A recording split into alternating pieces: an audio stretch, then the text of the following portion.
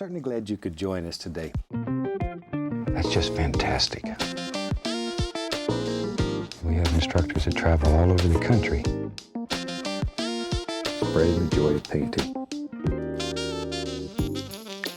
then, you have to make a big decision. This is one of your first big decisions. Decide where your little tree shapes are going to live. Now just begin tapping in some very basic little shapes. All we're looking for. Basic shapes. Hi, I'm Doug with the Bob Ross Company. You just watched Bob do background trees with 1-inch round foliage brush. I'm going to take a deeper dive with you and explain the way Bob loads the brush and how he uses it so you get some nice happy little background trees. Anyway, I've just mixed up some dark sienna Van Dyke brown, a little bit of alizarin crimson, and some titanium white for a light brown color. Now the way you want to load this brush is I've got my pile of paint here, and I want to pull the brush into the paint and then tap. And I want you to see as I tap how I'm starting to see little peaks of paint here on my palette. Those little peaks of paint now live right out on the end of the brush, and that's what I need for these. Now the way you want to think about these, the shape of these is slightly rounded like a fan, and take one shape at a time. And if I hold the brush back here on the handle like a pencil and tap down, and I don't have to do it as fast as Bob, I can do it slow. There's one tree shape or bush shape. Reload the brush. Here's another one just below it.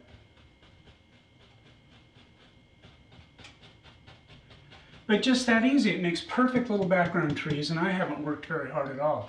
Let's do a tall one over here. If you want it to be a little bit darker at the base, always reload, tap into it. See those little peaks of paint? You need those little peaks of paint.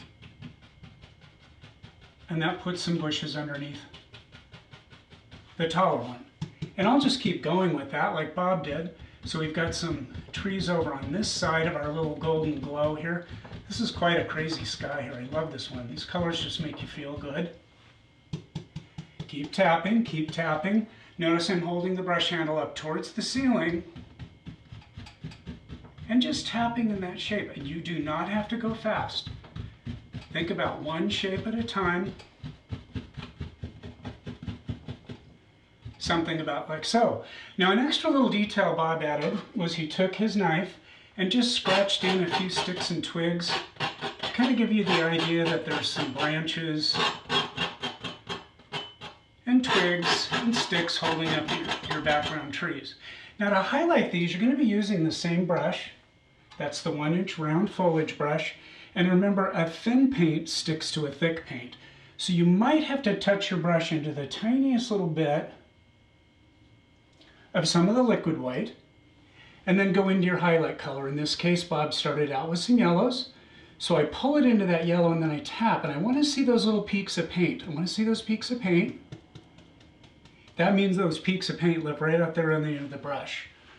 Go slightly above the dark, and just real gently you can touch on. It's just paint sticking to paint. You don't have to mash this into the canvas. So this is the sun hitting the top of these background trees. And I just think about where I want to put that. Maybe the light would strike right over here. And this is just cad yellow now, and I'll change the color in a moment. I can slide over into a little bit of maybe some yellow ochre, just to change the flavor a little bit. And I can even get into some, maybe some bright red, I don't know. Don't kill all the dark. Notice I left some of the dark here in between. So we've got the idea that there's lots of little bushes in here.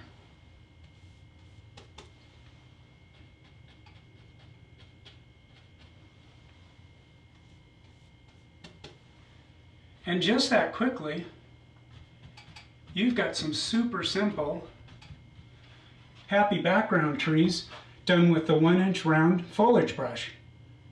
Thanks for painting with me today, and I'll see you next time.